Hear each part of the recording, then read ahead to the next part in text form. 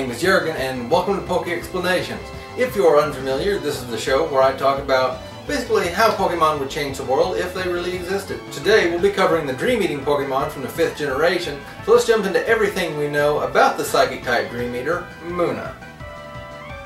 Munna, the Dream Eater Pokemon, is a Psychic type standing 2 feet tall or 0.6 meters tall and weighing in at 51.3 pounds or 23.3 kilograms. Munna is able to eat the dreams of people and Pokemon, as well as project these dreams by expelling dream mist. A person whose dream was eaten by a Munna will forget the dream's contents.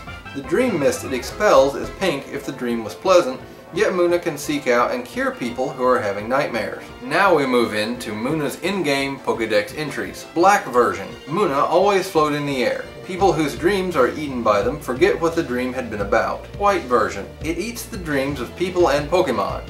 When it eats a pleasant dream, it expels pink-colored mist. Black 2 and White 2 versions. This Pokemon appears before people and Pokemon who are having nightmares and eats those dreams.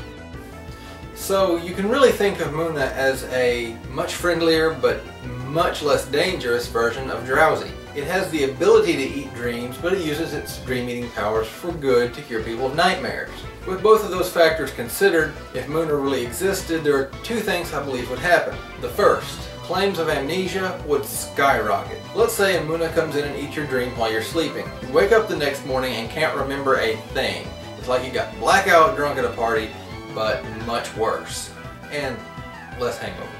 The second, call me crazy, but I believe oneurologists would find a way to market this to the pharmaceutical industry as a nightmare cure. You let Munna roam free by your bedside at night, and you can guarantee that you won't have a nightmare because the Pokemon instinctually eats nightmares. And if it existed, that's how I feel Munna would really affect the world. But with Munna out of the way, let's move into everything we know about its evolution, Musharna.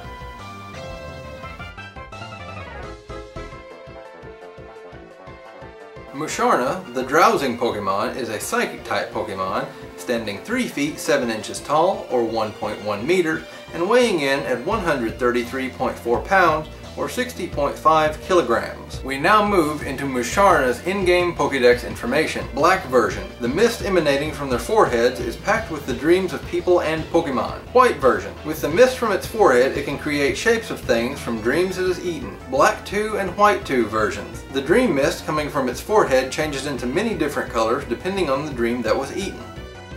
Before we really get talking about Musharna, I'd like to take a moment to talk about Munna's evolution. More importantly, its evolutionary process. In-game, Munna evolves when you give it a Moonstone. Moonstones have been explained several times in the franchise as containing lunar radiation. It's my belief that this lunar radiation actually develops a new organ inside Munna which allows it to produce its own dream mist, therefore evolving it into a much more powerful Musharna.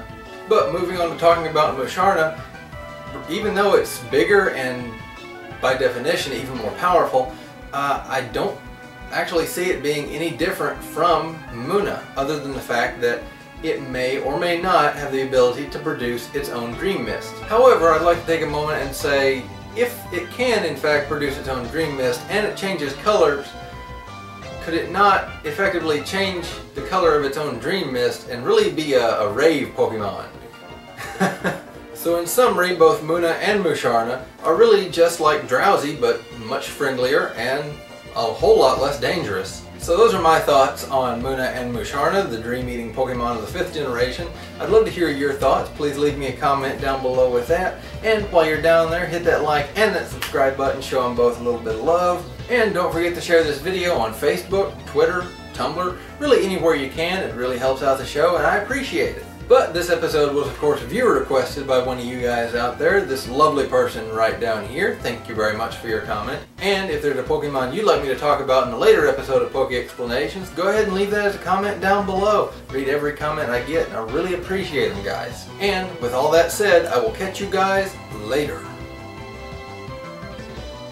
You're gonna